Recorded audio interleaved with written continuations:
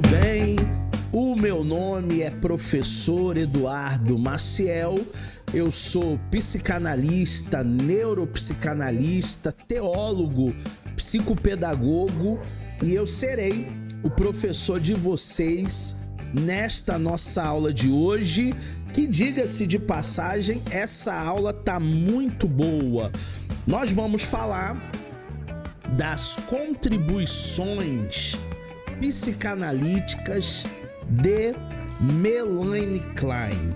A nossa teologia, para o pessoal que está chegando hoje, o Luiz Henri, a Flávia, a Natália, a Bárbara Marcela e também a Fernanda Bispo, a nossa teologia, ela não é uma teologia freudiana, ela é uma teologia integral. Nós estudamos todos os teólogos, ou melhor, os teóricos, né? Costume de dar aula de teologia às quintas-feiras.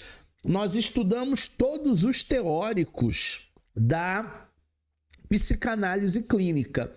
Nós estudamos o Freud, nós estudamos a Melanie Klein, nós estudamos o Lacan, nós estudamos o Winnicott, nós estudamos o Bion, nós estudamos a Anna Freud, nós estudamos quem mais? O Jung e tantos outros aí, contemporâneos ou não.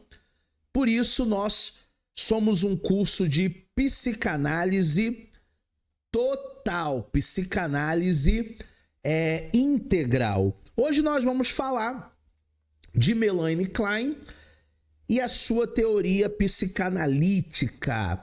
A psicoterapeuta austríaca Melanie Heises, posteriormente conhecida como Melanie Klein, ela nasceu na cidade de Viena no dia 30 de março de 1882.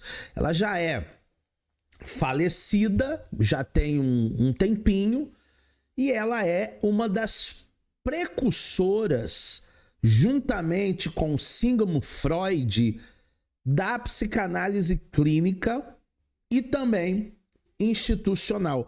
Obviamente, ela foca mais nas crianças, e a gente vai entender por que nessa introdução da aula de hoje. Freud atendia crianças no seu consultório? Não. Freud, uma vez perguntaram para ele, né? Sigmund, você atende crianças no teu consultório? Ele disse, não. Eu atendo adultos infantilizados, adultos que nunca romperam com a infância, adultos que ainda vivem, infelizmente, como se fossem crianças. A Melanie, ela era filha de um médico chamado Moritz Heises. Ele era um judeu de origem polonesa, provindo de Limberg, situada na Galícia, descendente de uma família ortodoxa. Então o pai dela não cortava a ponta da barba, não comia carne de porco, ele era um judeuzão ortodoxo. Ela rompe, ou ele rompe com ela e segue a medicina. E de Libussa Heises, de uma família de linhagem feminina, obrigada a trabalhar com a venda de plantas e répteis para ajudar na sobrevivência da família. Vocês acham que a questão da sobrevivência humana é coisa do atual governo? Não. Sobrevivência humana sempre existiu na Europa, na Ásia, nas Américas, na Oceania. Ela precisou abandonar a medicina porque o pai abandona a família, o pai deixa a família e praticamente ela é criada pela sua mãe, suas irmãs, suas tias, em um lar onde não existe uma figura paternal, uma figura masculina. Ela não foi uma filha muito esperada, muito desejada, nascendo depois dela 3 filhos em um ambiente dominado pelo desentendimento. É isso que afeta muitas crianças, né? Desentendimento entre os pais. A sua mãe, ela tinha uma natureza dominadora que posteriormente se transformaria o matrimônio e a vida familiar de Melaine em um terrível suplício, sofrimento. Então a mãe, a figura da mãe, não era uma mãe protetora, não era uma mãe boazinha, não era uma mãe que Melaine poderia contar nos momentos de dificuldade, nos momentos de desalento.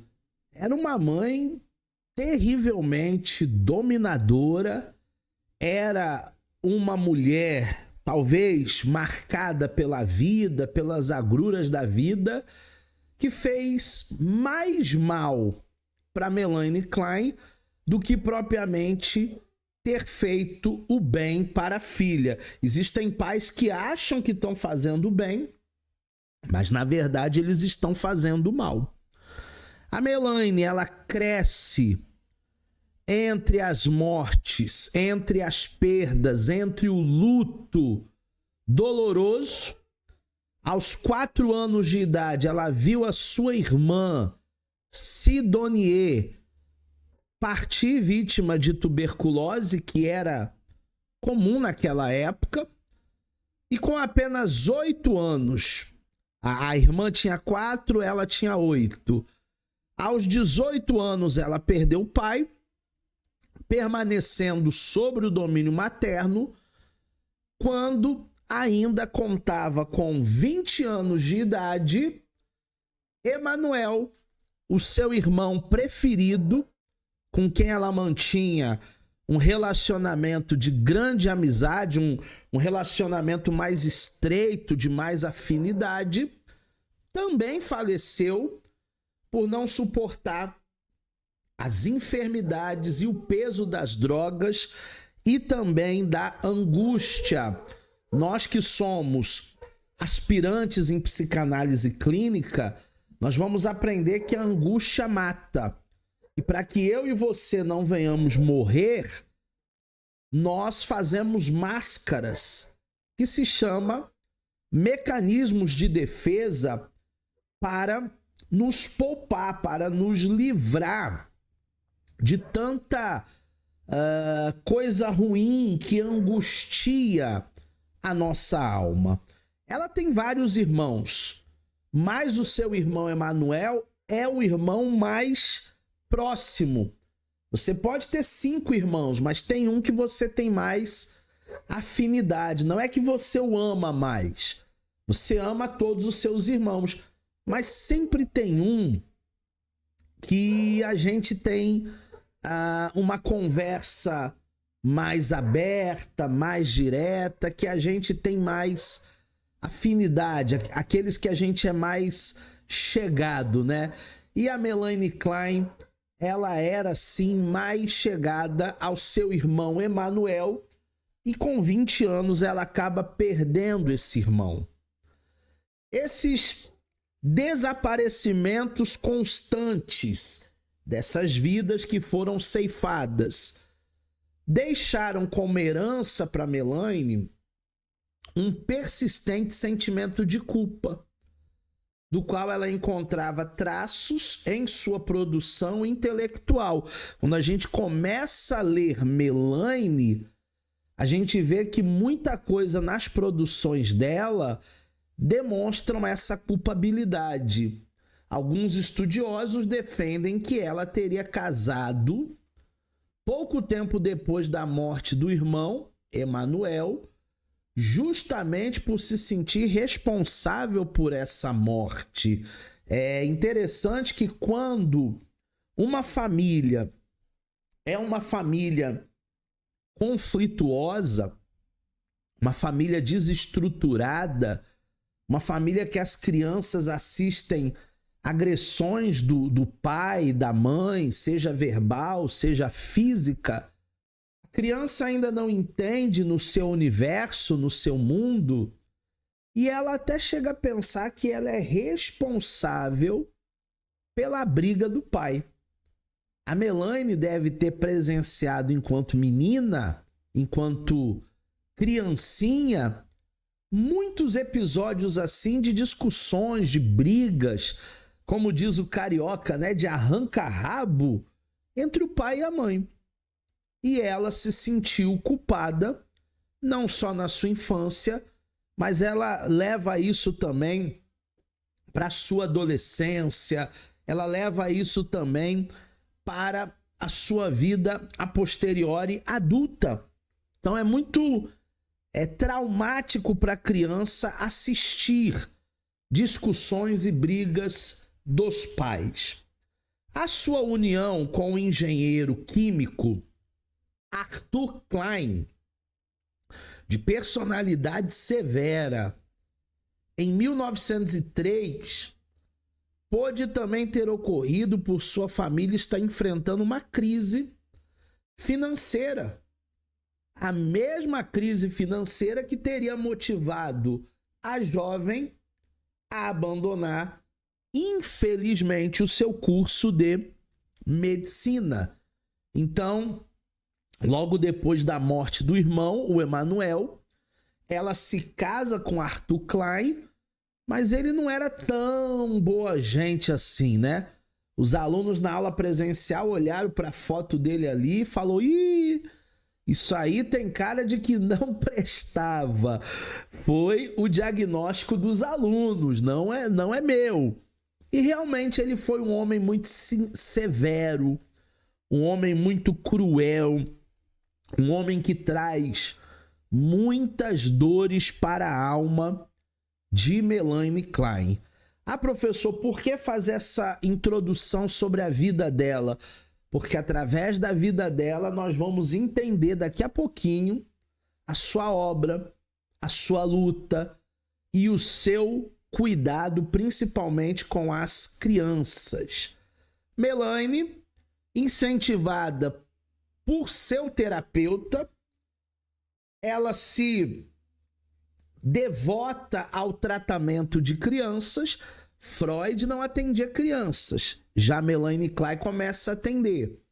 E em 1919, pouquinho mais de 100 anos atrás, ela passa a integrar a Sociedade de Psicanálise de Budapeste, para onde havia se mudado com o marido, tentando salvar o seu casamento.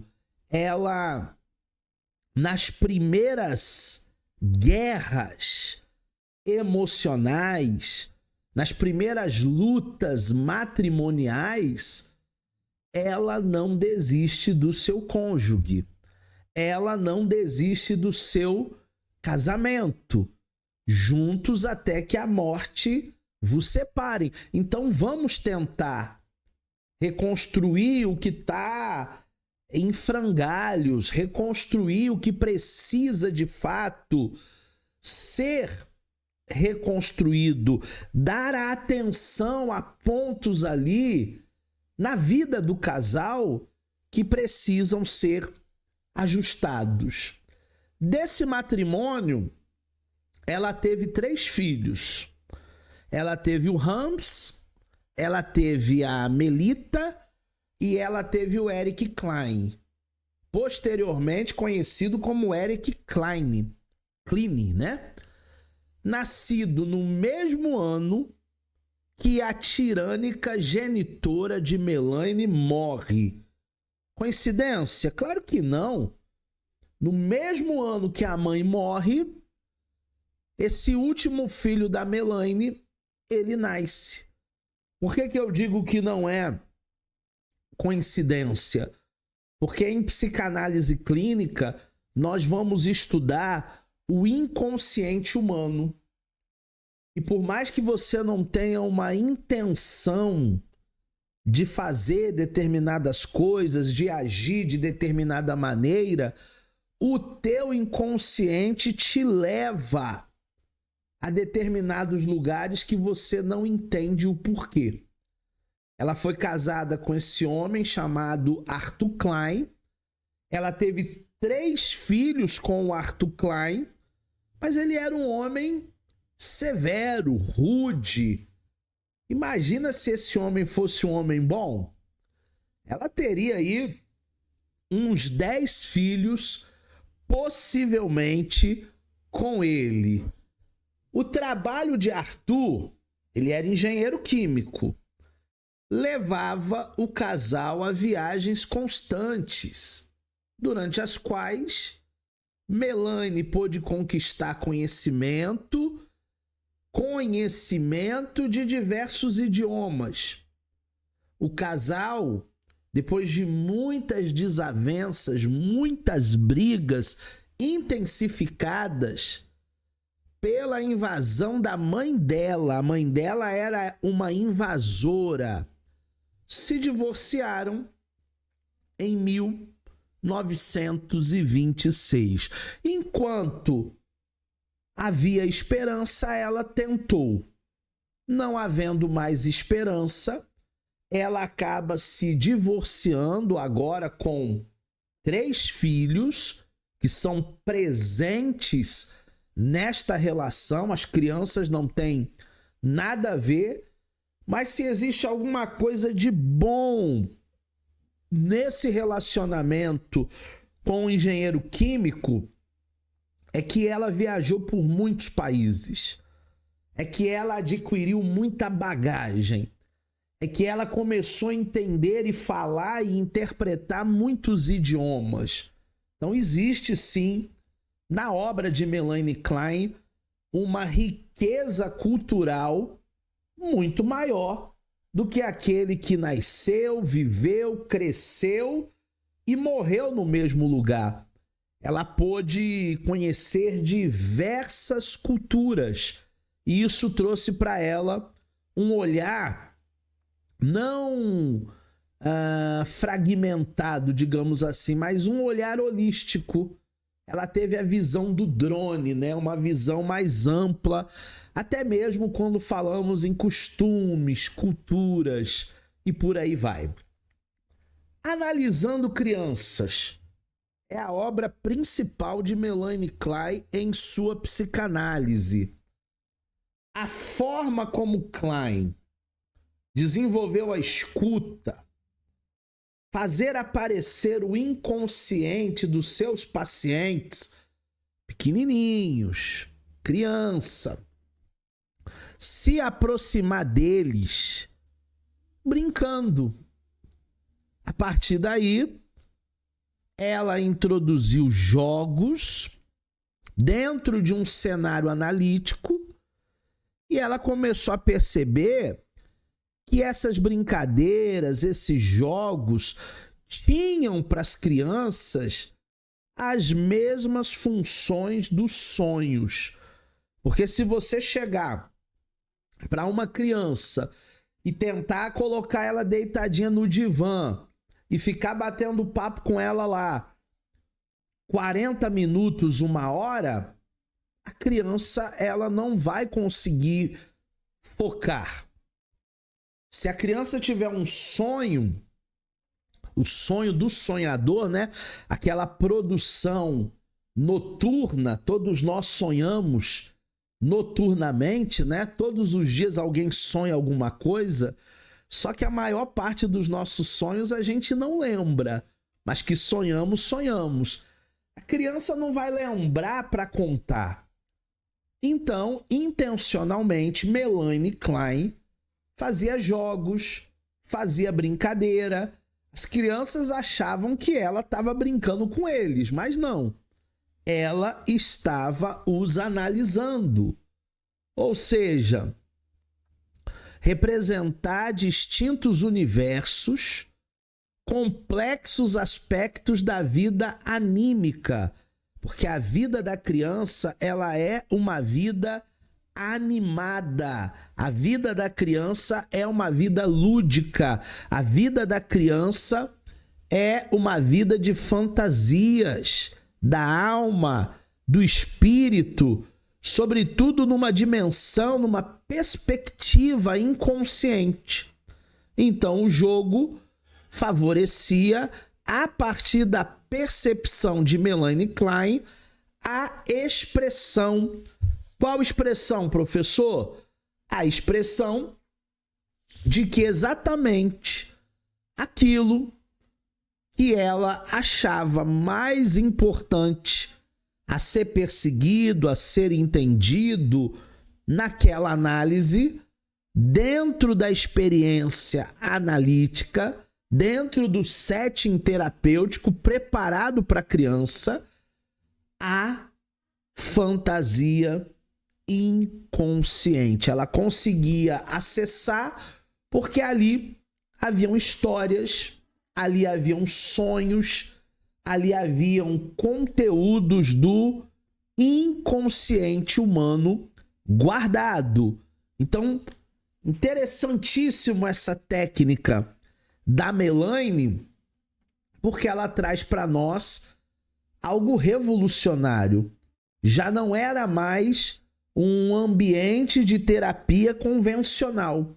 Já era um ambiente de terapia totalmente adaptado para a faixa etária que ela cuidava.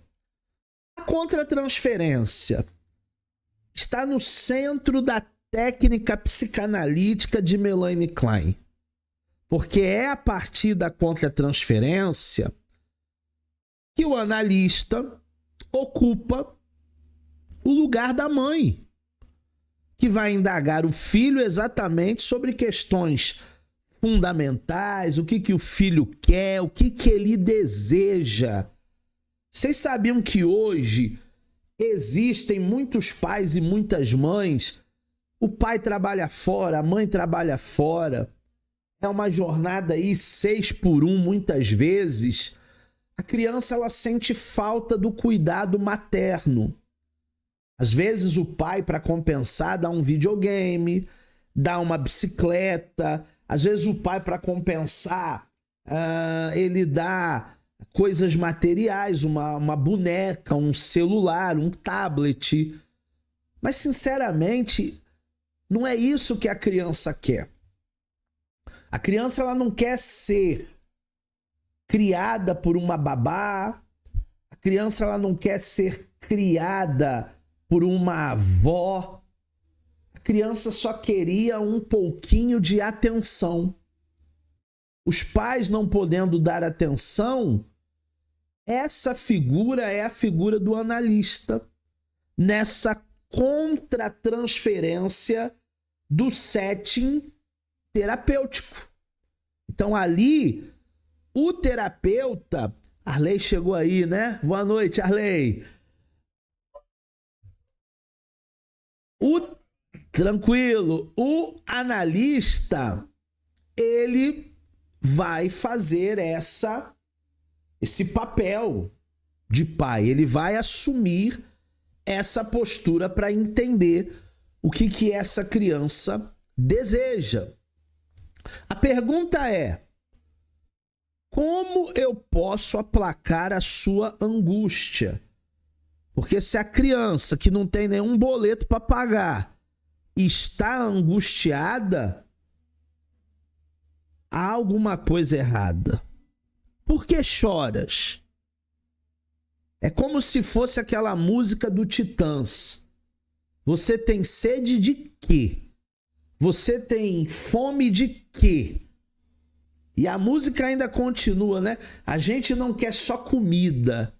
A gente quer bebida, diversão e arte. A gente quer muito mais do que aquilo que estão nos oferecendo. No caso das crianças, existem alguns pais que verdadeiramente, quando podem estar com a criança, não estão. Quando podem fazer algo pela criança, não faz. quando podem dar atenção para as crianças, filhos que eles colocaram no mundo, não fazem.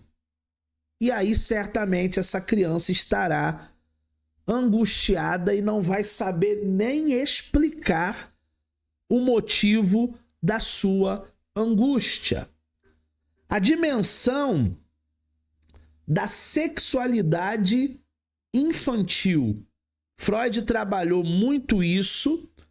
Melanie Klein também trabalha essa dimensão. É um dos pilares da psicanálise clínica. Ela conversava abertamente sobre a dimensão da sexualidade, o escancaramento da fantasia sexual, e muitas vezes ela foi criticada por outros analistas.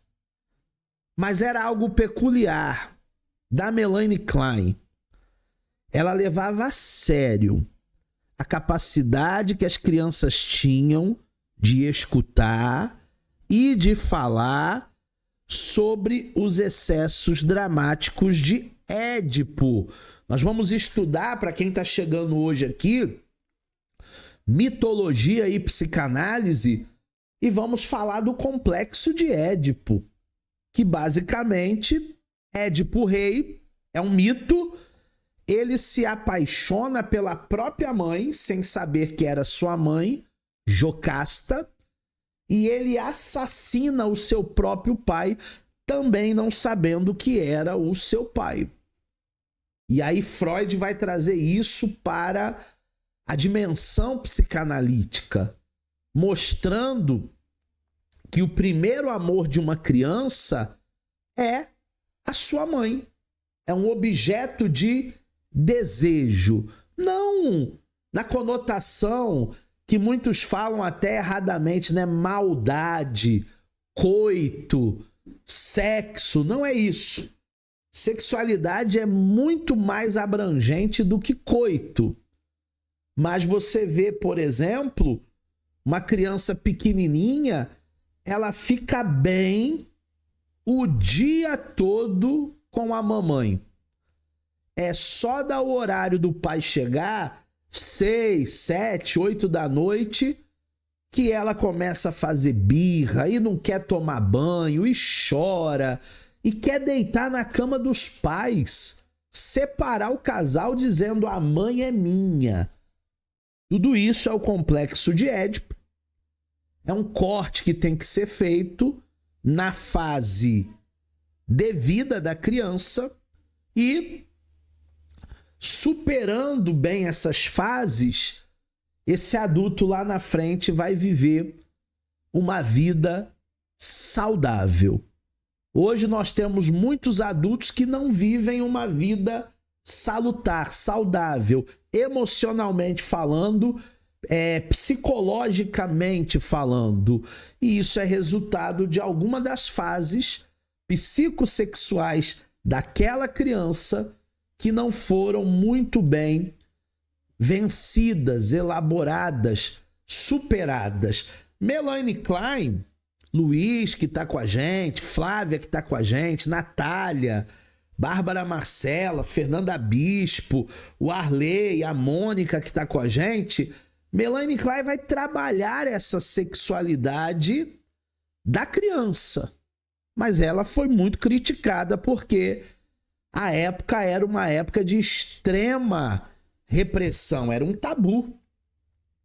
Então Klein age de maneira coesa no sexual. Ela chega junto da criança de maneira escrachada e ela faz com que essa dimensão se torne um pouco mais real, interpretativa.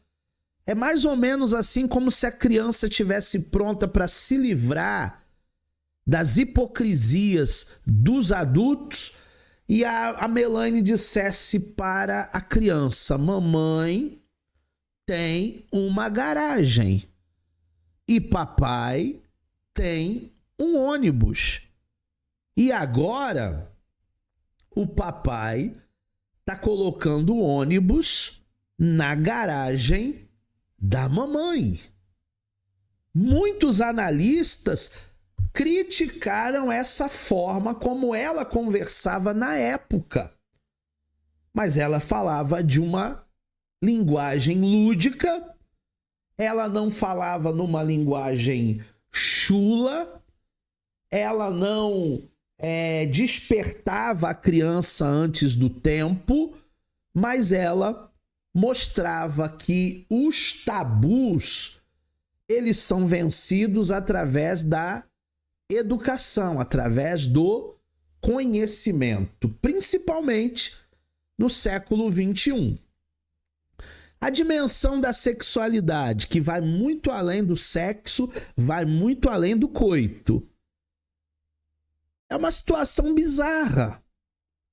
Assim como a sexualidade humana é bizarra, as interpretações klenianas tinham uma espécie de caricatura da coisa, mas ela pensava e agia de maneira que era fundamental para tocar na fonte da angústia da criança. O que eu faço com esses carros e com essas garagens? Porque se você entender essa figura, essa imagem, você está vendo ali curiosidade da menina.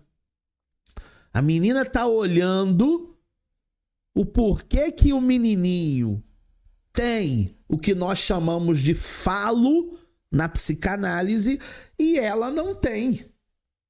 Despertando assim a angústia da castração. O mito da castração feminina, que nós também veremos numa aula específica de mitologia. Vamos brincar? Melanie Klein estava interessada nas brincadeiras, no brincar. O brincar trazia em si, simbolicamente, as fantasias da criança, os desfechos, as experiências. Isso é a parte do inconsciente, não da totalidade, mas sim a parte da transferência ao poder escutar os sonhos. Os sonhos também é um dos pilares mais importantes da psicanálise clínica. Quando falamos em sonho, não é sonho no sentido de aspirações. Eu quero comprar minha casa própria. Eu quero comprar um carro novo. Não é sonho nesse sentido. É sonho do sonhador. É aquela produção noturna que quando você acorda, às vezes você lembra, e o sonho não tem nem pé nem cabeça muitas vezes. Só que eu dou uma dica para quem está começando agora. Vocês vão fazer pelo menos 40 análises. Porque não tem como você analisar ninguém se você não for analisado. O nosso curso ele não é só um curso teórico. O nosso curso também é um curso clínico, prático. E você vai ter a sua terapeuta didata com sessões exclusivas, individuais. Nós não trabalhamos com terapia em grupo.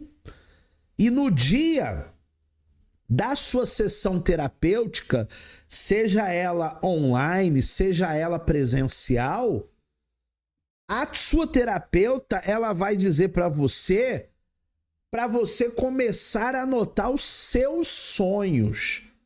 A doutora Thaís, que é nossa terapeuta didata, ela vai pedir para vocês começarem a escrever os sonhos que você sonhou à noite. Porque se você não escrever, você vai esquecer. E a Melanie Klein fazia isso com a criançada. Através das brincadeiras, ela acessava o inconsciente da criança, entendia o porquê da angústia e a criançada contava para ela as produções noturnas, os sonhos. Necessidade essa observando, pois as crianças não conseguem ficar focadas em um único lugar por muitos minutos. Isso traz exaustão para a criança, exaustão para o tutor, para o cuidador, para o pai, para a mãe, para o analista. E também dificulta a dificuldade de uma criança se deitar em um divã ou se sentar numa cadeira e começar a conversar como se fosse um adulto. É um grande desafio. Talvez por isso que Freud nem atendia crianças.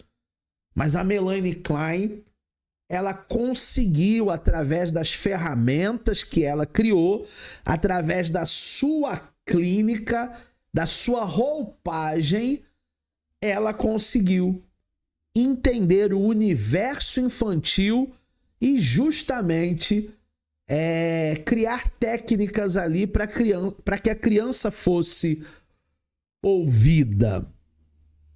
Culpa é outro tema que a Melanie Klein, Fernanda, Arley trabalha muito. Ela era muito sensível à questão de sentimentos de culpa. Culpa infantil, porque o pai está brigando com a mãe, ela acha que é a culpada.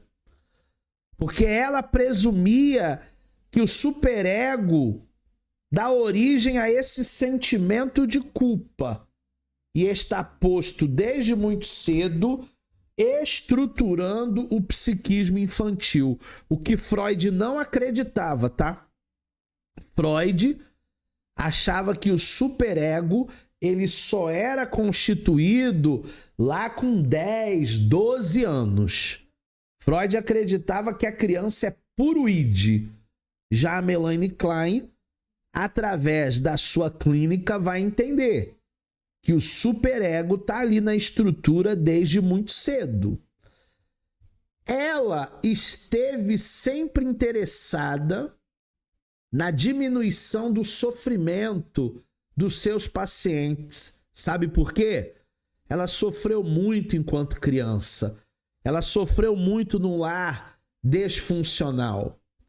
A teoria para ela estava a serviço de um entendimento do psiquismo que pudesse ser efetivo e eficaz sobre a questão do escárnio, que hoje é até mesmo o bullying, a dor que alguém possa levar consigo a partir de uma determinada peculiar forma de ordenação ou até mesmo de desordenação do aparelho psíquico.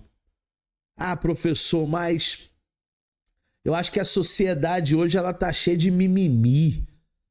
No nosso tempo, todo mundo tinha um apelido na escola, todo mundo sofria bullying e nem por isso a gente ficou traumatizado.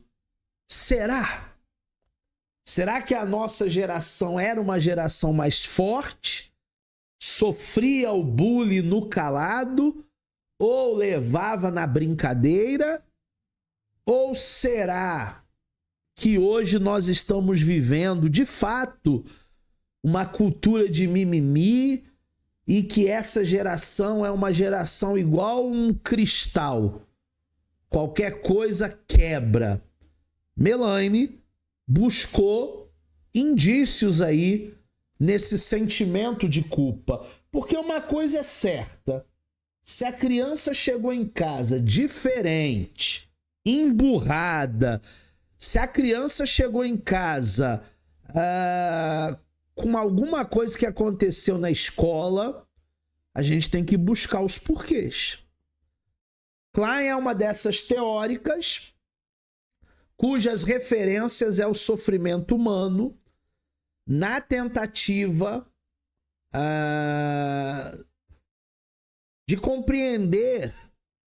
Ela é uma autora fascinante, suas percepções, suas preocupações, suas formulações certamente interessam a sensibilidade dos psicanalistas ou dos interessados. Então, se você, depois da sua formação, pretender se especializar na clínica infantil, nós também teremos um módulo aqui no nosso curso de clínica infantil. Se você resolver se especializar na clínica infantil, é leitura obrigatória as obras de Melanie Klein. Você precisa, porque ela é uma dos ícones aí que interagem com as crianças e vai nos dar um respaldo muito bom sobre a angústia, sobre a castração e sobre também a clínica infantil. Ela traz para nós um conceito de posição. Para Melanie Klein, existem dois tipos de posição. A primeira posição é o esquizoparanoide. Que palavrão, professor! Esquizoparanoide. Não se assustem com os nomes. E a segunda posição é o depressivo. É a pessoa que tem um traço depressivo. Então, Freud trabalha as fases. Melanie trabalha as posições. E nós teremos uma aula um pouco mais à frente sobre os transtornos de personalidade. E segundo o DSM-5, que é o manual estatístico que vai catalogar todas as doenças psicológicas, nós temos 3 grupos de transtornos de personalidade. Nós temos os excêntricos, nós temos aqueles dos pensamentos e dos comportamentos dramáticos, e nós temos os ansiosos e os medrosos. Tudo isso a gente vai ver com detalhes na aula de transtorno de personalidade. Não é hoje, é uma aula futura que nós teremos. Dentro desse quadro, os paranoide, o esquizoide e o esquizotípico tá no primeiro grupo de excêntrico.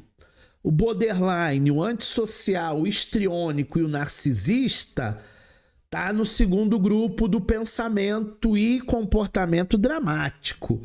Tem gente que faz uma tempestade num copo d'água.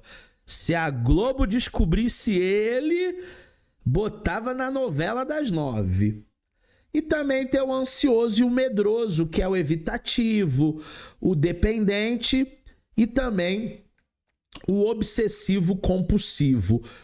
Todos esses transtornos de personalidade nós veremos com detalhes na nossa aula e você vai se apaixonar pela psicanálise assim como eu.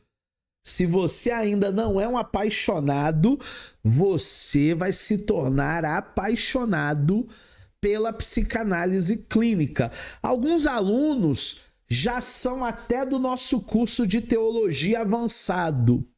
Nós temos tanto a modalidade no EAD, que também são aulas ao vivo, como essa que você está assistindo agora.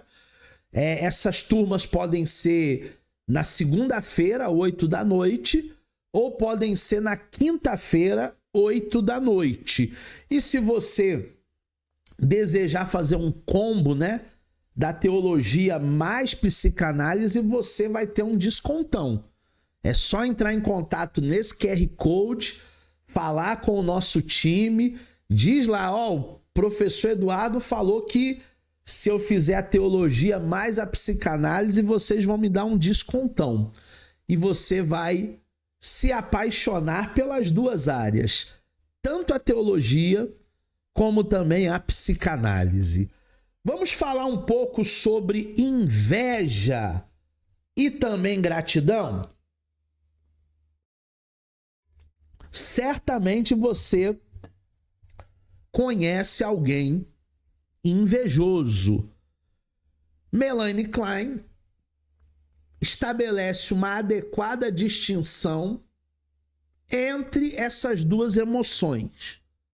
A inveja é diferente do ciúme. O ciúme é diferente da inveja.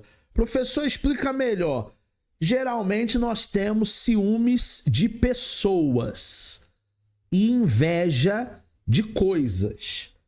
Então eu tenho inveja de um carro que eu queria que eu possuísse. Eu tenho inveja de uma casa bonita e ciúme de pessoas. Eu acho que se o Arley é meu amigo, ele não pode mais ser amigo de ninguém. Então eu acabo tendo ciúme da amizade de Arley. Tem gente que é assim, né? Tem gente que é infantilizado.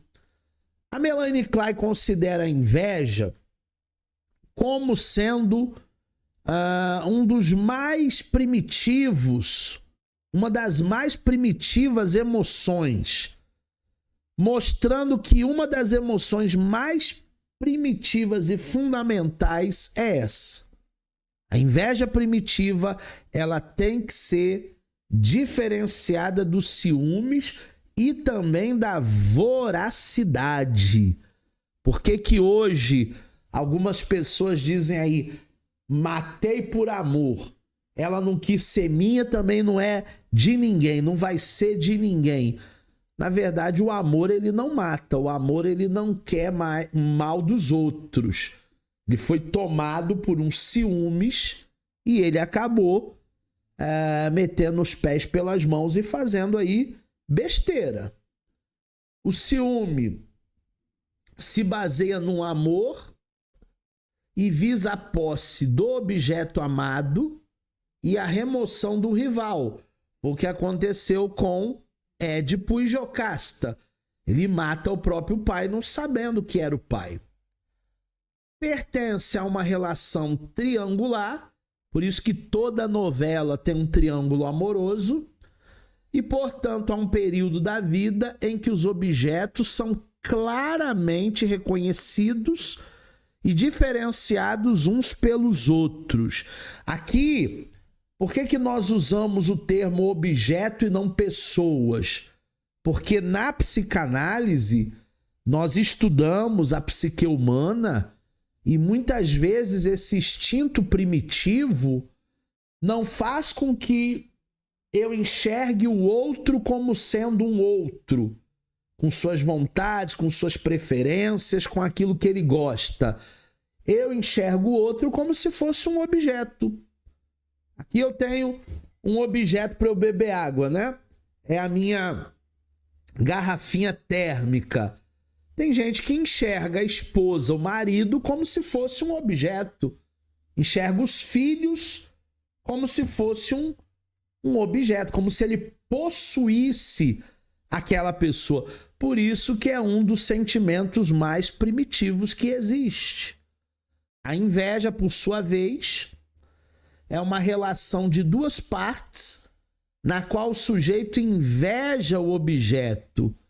Alguma coisa de posse, alguma qualidade da pessoa. Ah, ela é tão feliz. Eu queria ser feliz igual ela.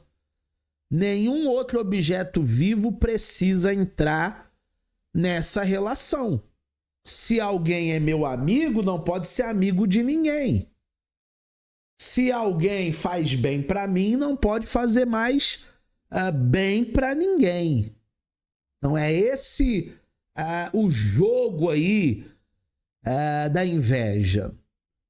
O ciúmes é necessariamente uma relação de objeto total, ao passo que a inveja ela é experimentada essencialmente em termos de objeto parcial, embora persista em relações de objeto total.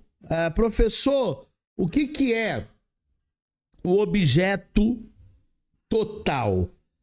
Para a criança, para o bebê, o objeto total é como se fosse algo na mãe que faz parte da criança, do corpo dela. O bebê não vê a mãe, como outra pessoa. O bebê vê a mãe como extensão do seu corpo. Por isso que ele chora, por isso que ele berra, por isso que ele quer as coisas no seu horário, do seu jeito. Porque ele não vê o indivíduo que tem as suas demandas, tem o seu período. Não, não, não. É um objeto total, faz parte de mim. Já o objeto parcial é quando a gente começa a entender que aquela pessoa também tem a sua vida, as suas preferências. A inveja, embora surgindo a partir do amor e da admiração primitivos, tem um componente na inveja que é libidinoso, menos forte do que a voracidade, mas ela é impregnada pelos instintos de morte. Existe a pulsão de vida, gente que busca sempre vida, alto astral, frequência boa, viver, mas também existe a pulsão de morte. Ó vida, ó céus, ó azar, a vida tá ruim, vai piorar o ano que vem. Isso aí é uma tensão que nós vivemos como seres humanos. A voracidade, eu já coloquei essa foto aí para mexer com vocês, para impactar vocês. A gente perde até a fome quando tem alguém perto da gente nessa voracidade. Ela é a velocidade com que se faz alguma coisa. Tem gente que trabalha correndo, tem gente que estuda correndo, tem gente que faz exercícios, mas não é literalmente correndo não, tá? Com pressa. Tem gente que se alimenta, faz as suas refeições correndo. Quanto maior a velocidade, menor a satisfação. Tudo na vida que a gente faz correndo para não perder o bonde. Tem gente que almoça dentro do carro, dirigindo. Tem gente que almoça dentro do trem. Tem gente que almoça andando na rua. Tudo que a gente faz correndo, a gente não desfruta do momento. É menor a satisfação.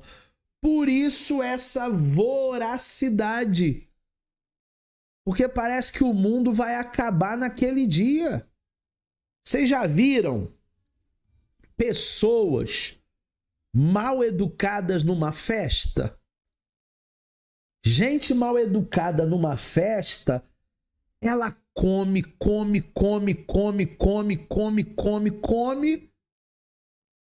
e depois ainda pede para levar. São pessoas vorazes que fazem tudo correndo, como se o mundo fosse acabar amanhã de manhã. Melanie Klein também vai trabalhar, turma, o complexo de feminilidade. Na vida infantil do menino, existe uma fase equivalente à fase do pênis, que na psicanálise é a fase fálica. Na menina, as meninas acreditam, na verdade, em um outro período, em outro momento, terem possuído esse falo, terem possuído esse pênis, idêntico ao dos meninos, a genitália masculina. Mas, por consequência de alguma maldade que essas meninas fizeram, foram arrancado delas, foi retirado delas, elas foram castradas. A criança do sexo masculino, então, vai desenvolver um medo da castração, de se tornar como uma menina.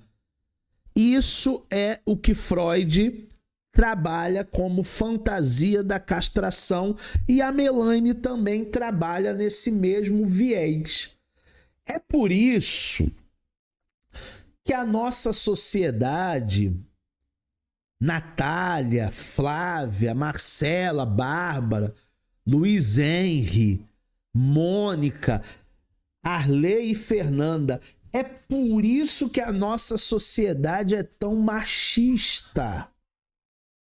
Porque se você, mulher, for contratada por uma empresa para fazer a mesma função que eu faço, homem, você vai ganhar menos. Não dá para entender. Por que alguém, só porque é do sexo feminino, ganha menos do que eu? É justamente essa questão do falo, da castração, da fase que nós chamamos de fase fálica. Complexo de feminilidade, ó o trava-língua, na sua essência é o complexo de inferioridade. O menino pensa que a mãe é castradora e, para salvar o seu falo de um destino sofrido pelas meninas, ele se identifica com a mãe. Por isso que os meninos são tão apegados às mães e as meninas são tão apegadas ao pai. Tem uma aluna nossa da neuropsicanálise que ela contou pra gente no sábado que a filha dela torce pro time do pai, Flamengo, e o filho dela torce pro time dela, Fluminense.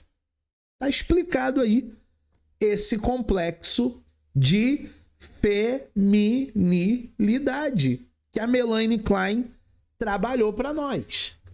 Objeto bom e objeto mau, seio bom e seio mau, é o tema central da Melanie Klein na sua teoria psicanalítica. São empregado entre aspas. Por que entre aspas? Para acentuar um caráter fantasmático, fantasioso das qualidades do objeto. Para a criança, o seio da mãe não é uma parte do corpo da mãe. Para a criança, o seio da mãe é dela. Me dá o meu mamar. E tem criança grandalhão que ainda está pendurado no peito da mãe. Ainda acha que é uma extensão, um objeto total. Então tá entre aspas, bom e mal, porque nem sempre o que a gente acha que é bom para os nossos filhos verdadeiramente vai fazê-los ser humanos melhores. E vice-versa, tá? Às vezes o que a gente acha que é ruim para eles, é prejudicial para eles, vai forjar adultos brilhantes. Designam os primeiros objetos funcionais, parciais ou totais que aparecem na vida humana, na criança fantasmática, as qualidades de bom, entre aspas, e as qualidades de mal, entre aspas, são atribuídas aos objetos ou ao objeto em função do seu caráter gratificante ou frustrante. Se o bebê tá com fome e a mãe tá pertinho dele, satisfação, gozo,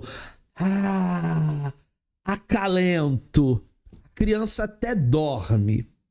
Mas se a mãe não estiver perto, estiver trabalhando fora, ele grita, ele esperneia, ele quer agora, ele não quer esperar a mãe voltar do seu trabalho. Então é um caráter frustrante. O objeto parcial e o objeto total, já expliquei, poderão ser clivados ou cindidos em um bom ou um mau objeto. E essa cisão constitui no primeiro mecanismo de defesa contra a ansiedade. Se vocês não foram ao cinema assistir o filme do Michael Jackson, vá. Porque o que o pai do Michael Jackson faz com ele na sua infância é abusivo. Ah, professor, mas se o pai não pegasse pesado com ele, ele não seria um popstar. Gente, não justifica. O Joseph Jackson não tinha o direito de ter feito o que fez com uma criança. Criança essa que queria brincar e não podia brincar porque tinha que ensaiar antes da escola e depois da escola. E que depois tinha que sair em turnê com os seus irmãos, dormindo dentro de uma Kombi de madrugada. Michael Jackson se tornou psicologicamente um adulto cindido, clivado, fragmentado, quebrado em vários pedacinhos. E por isso, enquanto criança, ele não pôde ser criança. Tinha agenda, tinha obrigações de adultos. E depois, quando se tornou adulto, aí ele quis voltar a ser criança e ele compra uma área muito grande, que é a terra do Peter Pan, e ele faz ali um parque de diversão. Olha a psique de uma pessoa totalmente quebrada, fragmentada, clivada. Se você não foi ver o filme, assista, você vai gostar. Objeto bom, objeto mau. O objeto parcial é a expressão kleiniana para designar o tipo de objeto que se constitui no alvo das pulsões parciais, sem que isso indique que é uma pessoa, é apenas um objeto, como um todo seja tomada como um objeto de amor, trata principalmente de partes reais ou de fantasias do corpo e dos seus equivalentes simbólicos. Então tem todo um simbolismo para o bebê, para a mamãe, nesse ato tão lindo que é o ato da amamentação. A fantasia infantil, essa formação se dá em função do ego. A partir do nascimento do bebê, ele precisa lidar com o impacto da realidade, começando com experiências do próprio nascimento e também passando por inúmeras experiências de gratificação, de frustração dos seus desejos. Enquanto criança, deixa ele ser o Batman, deixa ele ser o Capitão América, deixa ele ser o Homem de Ferro, deixa ela ser a princesinha da Disney, deixa ele ser o Homem-Aranha. Depois que ele crescer, tendo uma infância muito boa, espero que você tenha tido, mas tendo uma infância muito boa, seus filhos, seus netos, aí ele vai entender que nem tudo na vida tem uma recompensa, tem uma gratificação e que também as frustrações fazem parte desse processo aí de amadurecimento. A fantasia não é uma fuga da realidade, mas é uma constante inevitável do acompanhamento de experiências com os quais está em constante interação. Quer ver um exemplo? Um bebê faminto, furioso, ele pode rejeitar o peito da mãe, não mamar, pois ele fantasiou enquanto bebê ter sido atacado e destruído pelo seio. E ele sente que o seio se tornou mal e que o seio está lhe atacando. Ah, professor, não é possível. É um bebê, não pensa. Pensa. E já manipula você como mãe desde pequenininho. Desde pequenininho, bebês já têm a capacidade de manipular adultos. Portanto, o seio externo, quando volta a alimentar o bebê, não é o sentido como um seio bom que alimenta, mas é um seio mal, deformado por essas fantasias de um perseguidor terrível. Então a criança, ela tem suas fantasias. Se nós que somos adultos, a gente tem nossas fantasias. Se nós que somos adultos, em algum momento, nós sonhamos. E a pior coisa é quando você está sonhando com coisa boa, não é pesadelo, e o despertador toca, hein? Não é ruim? Ou quando alguém te acorda, poxa, deixa eu dormir mais um pouquinho. Mas são questões do inconsciente humano. Concluindo a nossa aula de hoje, campeões são finalizadores e você está finalizando essa nossa aula de Melanie Klein. Se a fantasia inconsciente influencia e altera a percepção ou a interpretação da realidade, o contrário também é verdade, tá? A realidade exerce o seu impacto sobre a fantasia inconsciente. Aqui estão as minhas redes sociais. Se você tiver qualquer dúvida sobre a aula de hoje, pode me passar um direct lá no Instagram, ou um e-mail, ou falar comigo aí pelos nossos canais, e eu responderei todas as dúvidas de vocês. Ficamos por aqui e nos vemos novamente nas próximas disciplinas do Instituto FASTEF.